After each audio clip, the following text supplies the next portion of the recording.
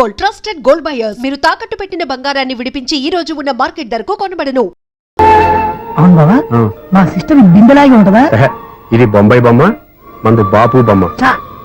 ఎక్కడుందో ఏం చేస్తుందో దానికోసం అంత ఆలోచించుకో. ఫోన్ కొట్టు. అంతేనటవా? కొట్టు చెప్తా.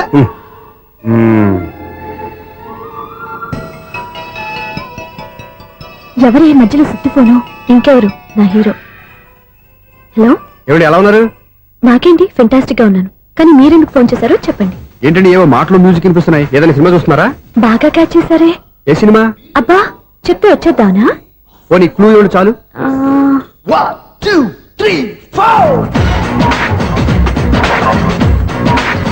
సినిమాలో హీరో పేరు పవన్ కుమారుడు, కానీ టైటిల్లో పరమశివుడు ఉన్నాడు.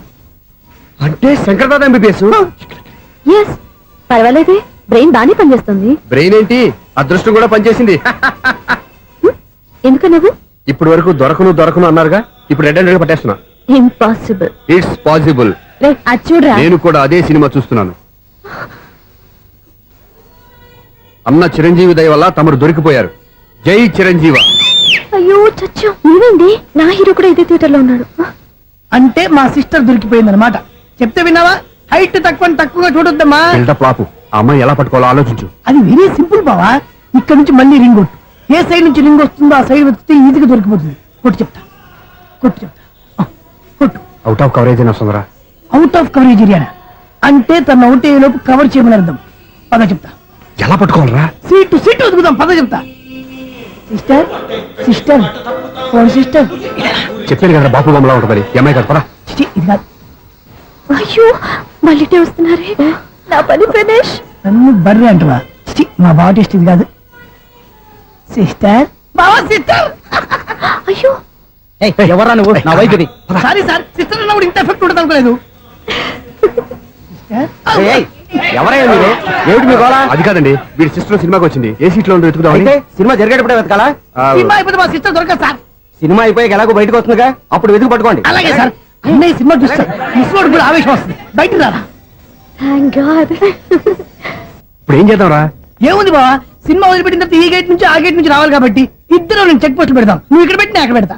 అవును, నీ చెల్లెలు నువ్వు చూడలేదు కదా, ఎలా గుర్తుపడతావు? అందమైన అమ్మాయి కనబడింది అనుకో, బావా అని ఒక కూతేస్తా, నువ్వు వచ్చి సెలెక్ట్ చేద్దు కానీ. గుడ్ ఐడియా రా. హోటల్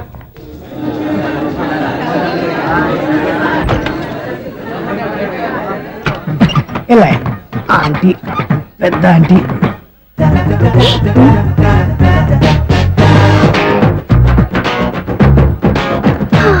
వీళ్ళేంటి చెకింగ్ ఆఫీసర్స్ లాగా డోర్స్ దగ్గర నిలబెట్టారు? ఏంటి భయ, ఒట్టి చూపులేనా ఏమైనా బుకింగ్ ఉన్నాయా? నేను ఆ టైప్ కాదు. ఏ నువ్వు మా టైపా? అలాగే అనుకుని ఇక్కడ నుంచి అర్జెంట్కి వెళ్ళిపోతున్నా.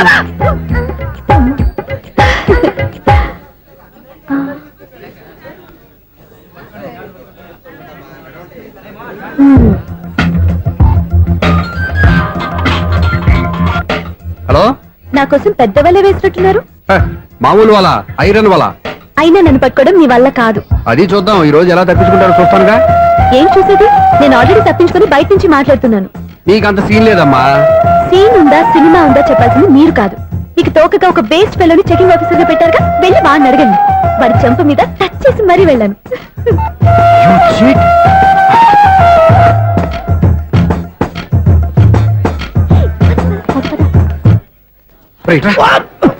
నీకు అసలు బుద్ధి ఉందారా? చేతికి అందిన అమ్మాయిని వదిలేస్తావా? ఆడ చీమను కూడా వదిలిపెట్టలేదు బావా. మామూలుగా ఉన్న లేడీస్ కూడా చెక్ చేశా. ఎవరైనా అమ్మాయి నీ చెంప టచ్ చేసి వెళ్ళిందా? వెళ్ళింది. అదేరా నీ చెల్లెలు? అది నా చెల్లెలా? అది ఆడదా? నీ టేస్ట్ ఇంత నీచంగా నికృష్టంగా దరిద్రంగా ఉంటుంది అనుకోలేదు. ఒక పని సరిగ్గా చేస్తావు. అమ్మో, బావతోటి చాలా జాగ్రత్తగా ఉండాలి. అరే బావా, నేను విన్నది నిజమేనా? ఏమిన్నావు? మళ్ళీ ఎవరిదైనా షాప్ నుంచి చెడిపోయిందా? సారీ మేడం, మీరా? నీకెన్నిసార్లు చెప్పాలరా ఫోన్ చేయగానే హలో అనాలి అని? మళ్ళీ పొరపాటు జరిగింది మేడం. సూర్య పొజిషన్ ఎలా ఉందని టెన్షన్ లో సూర్యకి చెప్పి మీకు ఫోన్ చేశానండి. సూర్య పొజిషన్ ఏమైంది అతనికి? యాక్సిడెంట్ అయిందని ఫ్రెండ్ చెప్పాడు మేడం. యాక్సిడెంటా? నేను విన్న నిజమో కాదో కన్ఫర్మ్ చేసుకున్నాను, ఫోన్ చేస్తున్నానండి. యాక్సిడెంట్ ఎక్కడైంది? ఎక్కడైందో తెలియదండి. లాజరస్ హాస్పిటల్లో జాయిన్ చేశారని తెలిసింది. ఏమండి, ఇంకోసారి ఫోన్ చేయండి. తప్పైంది, పెట్టండి ప్లీజ్.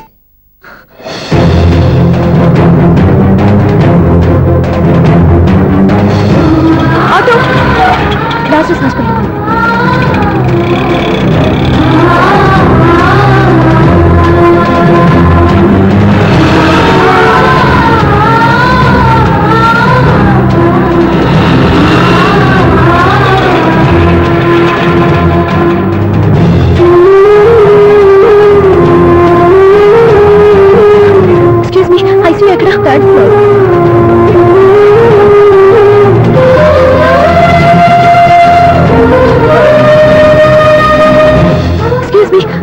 సూర్య అనే పేరు మీద ఎవరైనా అడ్మిట్ అయ్యారా? Surya accident case.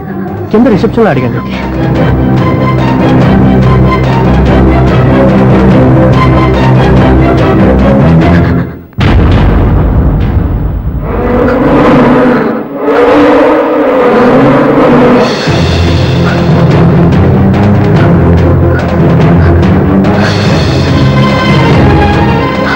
సూర్య పేరు మీద ఎవరైనా అడ్మిట్ అయ్యారా?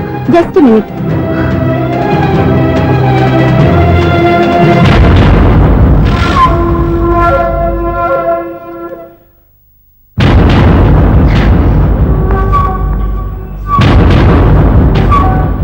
ఈ పని ఇంతకు ముందే చేసుంటే నువ్వు వస్తావో రావో తెలియదు, కానీ ఇప్పుడు మాత్రం ఖచ్చితంగా వస్తావని తెలుసు. వాటర్ పొరపాట్లు కొట్టారు కదండి. లేదు, కరెక్ట్ గానే కొట్టాను. డ్రామాలు ఆడేది ఇతను, సైడ్ ఎఫెక్ట్స్ దాకా. మీరు డ్రామాలు ఆడుతున్నారని 99% నాకు తెలుసు, కానీ ఆ 1% నిజం కాకూడదని కంగారు పడి పరిగెత్తుకుంటూ వచ్చాను. ఇదిగోండి మీ సెల్. దీనికోసం ఇంత కష్టపడింది. ఇక నుంచి ఈ సెల్లు మీదే.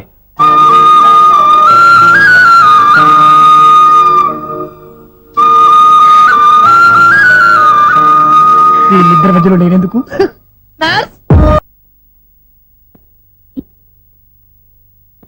ఏం నాన్న మీరనేది? అబ్బాయి చక్కగా ఉంటాడు, చదువుకున్నవాడు, మంచి పొజిషన్లో ఉన్నాడు, పైగా మనకి బంధువు. చిన్నప్పటి నుంచి అతను నీకు తెలుసు కాబట్టి ఈ సంబంధం ఫిక్స్ చేశాను. మీరు ఫిక్స్ చేసే ముందు నన్ను ఒక మాట అడగాల్సింది నాన్న.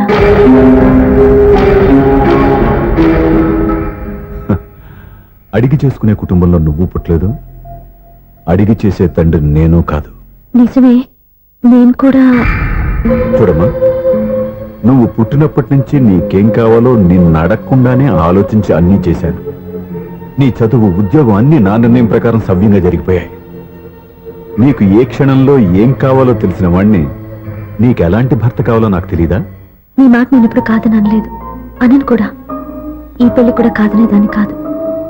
నా మనసులోకి వేరొక రాకముందైతే.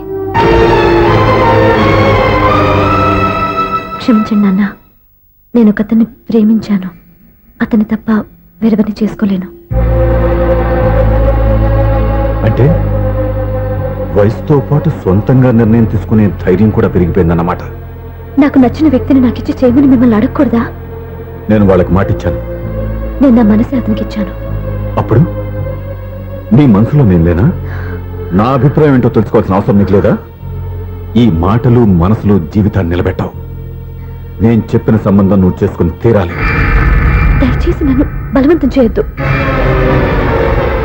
ఎదురుగా నిలబడి మాట్లాడడానికి ఆలోచించే నా కూతురు ఎదిరించి మాట్లాడుతుంటే బలవంతం చేయక ఏం చేయమంటావో చెప్పు. మిమ్మల్ని ఎదిరించే పొరపాటు నేను ఎప్పుడూ చేయలేను. దయచేసి నన్ను అర్థం చేసుకోండి. ఓ పని చేయి, రాత్రంతా ఆలోచించి పొద్దున్నే నీ నిర్ణయం చెప్పు. రాత్రంతా ఆలోచించినా కాలం మారిపోతుంది, కానీ మనసు మారిపోదు కదా నాన్న. కాలం మారుతూ మనిషినే మార్చొచ్చు కదమ్మా. రెస్ట్ తీసుకో, పొద్దున్నే కలుద్దాం.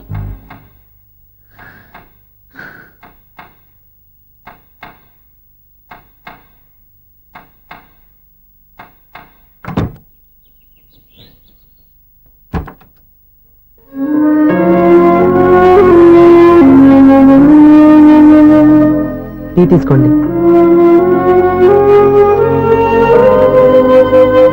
అమ్మా, ఏంటిదంతా? పంతులు గారు వచ్చి. నేను చెప్తాను, ముందు నేను అడిగిన దానికి సమాధానం చెప్పు. రాత్రంతా ఆలోచించుకున్నావు కదా, ఏం నిర్ణయం తీసుకున్నావు? ఒక రాత్రిలో నిర్ణయం మార్చుకోవడానికి నేనేం తప్పు చేయలేదు నాన్న. చివరిసారిగా అడుగుతున్నాను. ఒక ప్రశ్నకి సమాధానం ఒకటే ఉంటుంది, కానీ మరో సమాధానం ఉండదు కదా నాన్న. తండ్రికి కాదు, ఒక టీచర్కి చెప్పాల్సిన పద్ధతిలో సమాధానం చెప్పావు. నా నిర్ణయం కూడా విను. నీకు తల్లి, చెల్లి, తమ్ముడు, ఈ నాన్న కావాలి అనుకుంటే నేను చెప్పిన వాడిని పెళ్లి చేసుకుని అత్తవారింటికి కాపురానికి వెళ్ళు. కాదు, నీకు నచ్చిన వాడిని చేసుకుని నువ్వు కాపురం చేయాలి అనుకుంటే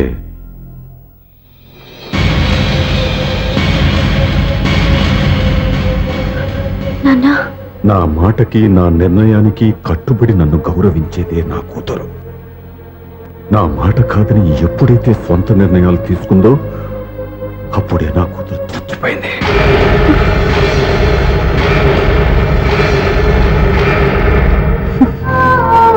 చాలా సంతోషంగా ఉంది నాన్న. ఏ తల్లిదండ్రులైనా ఎక్కడ టార్గెట్ చేస్తారో మీరు కూడా అక్కడే టార్గెట్ చేశారు. ఇన్నాళ్ళు కలిసి బతికిన అమ్మ, నాన్న, చెల్లి, తమ్ముడు విడిపోకూడదని ఒక్క క్షణం నేను పొరపాటుగా ఆలోచించి మీరు చెప్పిన వాడిని పెళ్లి చేసుకున్నాను. జీవితాంతం నేను బాధపడాలి. లేదు, ఈ క్షణమే సరైన నిర్ణయం తీసుకుని నాకు నచ్చిన వాడిని చేసుకుంటే ఏ నాటికైనా మిమ్మల్ని ఒప్పిస్తాను. మళ్ళీ మీతో కలిసిపోతాను. ఈ నమ్మకం నాది కాదు, మీ రక్తానిది. ఆ రక్తంతో పాటు పంచిన మీ ప్రేమది. ఆ ప్రేమ నువ్వు చంపేశావు. నా గొంతులో ప్రాణం ఉన్నంత కాలం నువ్వు అనుకున్నట్టు జరగదు.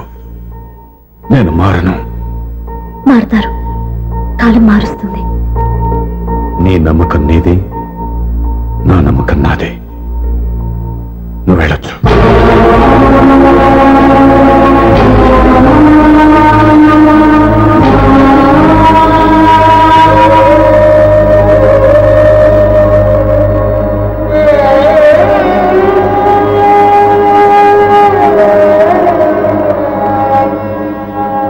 దివ్యాక, పంతులు గారు, నా పెద్ద కూతురు చచ్చిపోయింది, పిండం పెట్టించండి.